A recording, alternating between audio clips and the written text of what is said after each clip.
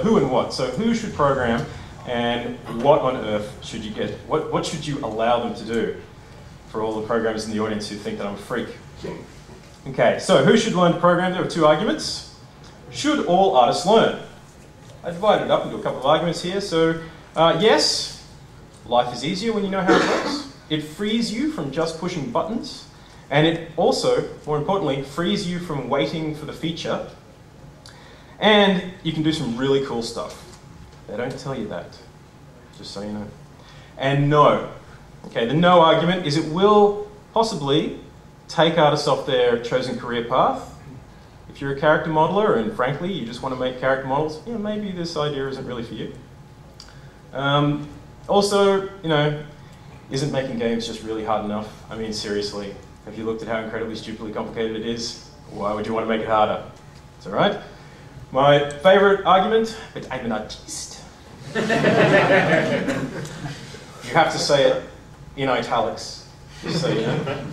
I'm scared. I usually ignore that one. And too much typing, not enough clicking. Which is fair, really. It's true. So, okay, let's be rational about the whole thing. Let's be logical. We'll start with tech artists. So, what makes a tech artist? Because here's an area of the games industry that we really haven't analysed enough. Now, for my money, this is how I qualify tech artists. We've just formed a tech art resource team on Alpha. We have an acronym of TART. And basically, we're comprised of all the people that you would usually assume that are floaters within the team. That's a really bad term. But these are people in the team that you can't say they work in characters, and you can't say they're animators, and you can't say they make environments. They're just like the really useful guys who know how to fix your problems. Okay, so these are your tech artists. And they comprise of package specialists, riggers, technical animators, effects artists, lighting specialists, scripters, vehicle specialists, anal retentive artists, who are the best artists in the world. And my personal favourite, an artist who once spoke to a programmer and their eyes didn't glaze over. Now I hit the problem where artists talk to me and their eyes glaze over. So, you know, maybe that's a bad thing. So, okay, the all-important question. The all-important question. What on earth should artists be writing? Okay, and my theory is, why not start at the top? Why not write the exporter? Okay, so the exporter is your starting point for getting all art into the game. There is absolutely no better way to ensure that the system for getting work into the game is understood than to build a system that gets it in the game. So, how can it be done? Well, I'm glad you asked. All right, so what follows are my exporter writing tips for the tech artist. They are generalized. I could tell you all about writing it in XSI, but that's not going to help any of you because no one else uses that package. Right. So, how an artist can make an exporter. Step one, you've got to open the format. And what that means is that whatever your target format is, you should make it as open as possible. If you're writing it yourself, you're doing it wrong. We use Collider. It's saved an incredible amount of money. I just want to highlight that word, money. There we go. It's native to XSI, which is fine because it's actually native to everything. The libraries are open. The whole project is actually managed by the same guys that manage the OpenGL standard, which is really good. And you don't have to reinvent the wheel, and you get an importer for nothing, which is pretty cool. Okay, step two, you want to pick a scripting language, and then you want to learn an IDE. So an IDE is an integrated development environment for anyone who doesn't understand. And oh, by the way, don't worry about furiously writing notes. I'm more than happy to email this talk out. No worries. My card is over there. I have a giant wad of them. I need to get rid of them because they have the wrong address on them. But phone, write email, write phone number. So you can get through to me, but you can't send me a mail. All right. So every 3D package that we use has a scripting language. My advice would be to learn skills that you can transfer. Closed languages only get you as far as the package that you're working in. And these days, you're probably going to end up working in a few packages, all of them owned by Autodesk. So my advice would be to go with Python or JavaScript, because strangely enough, you'll find uses for these in other packages. JavaScript, you can do pretty much anything in the Adobe product suite, which is great.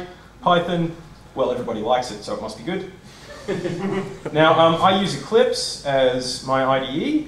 It's free. Once again, I just want to highlight that word free, which is great.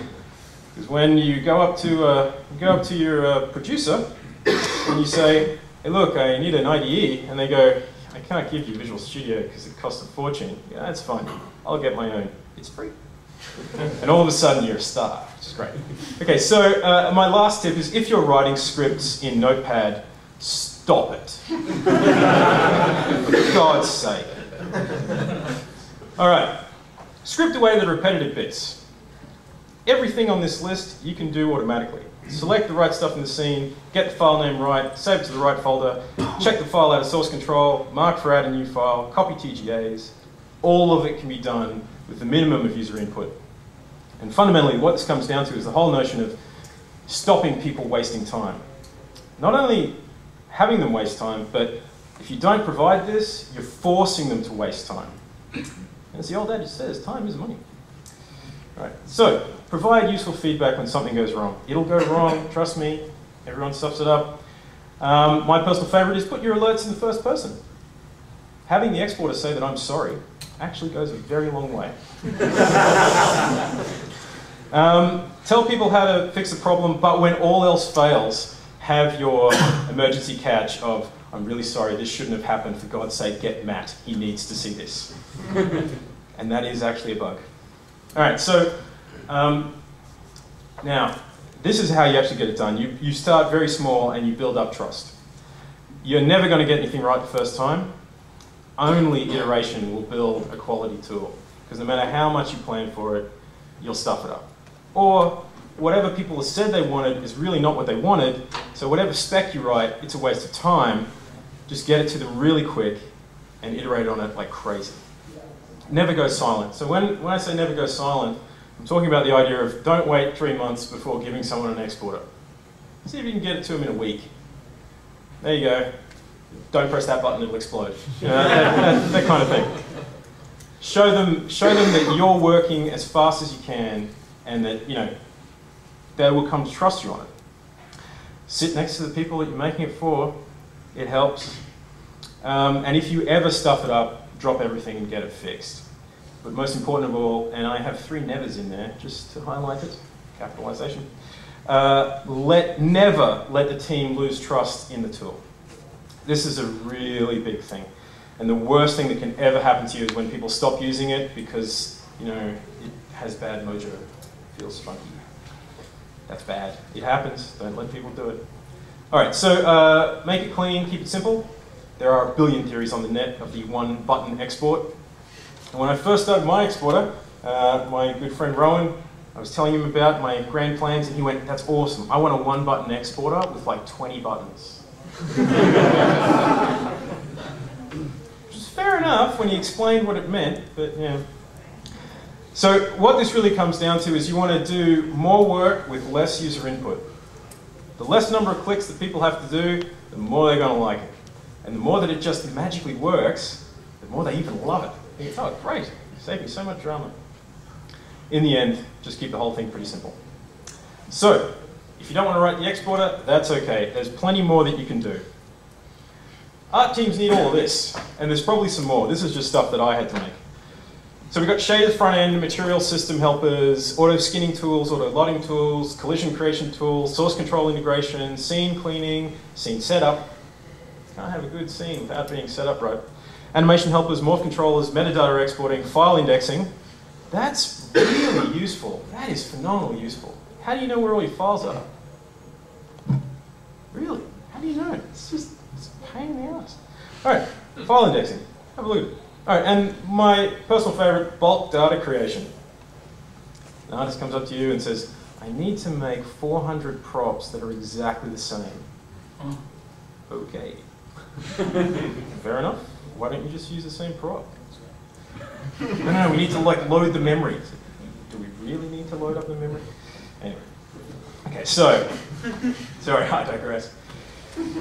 occasional ranting.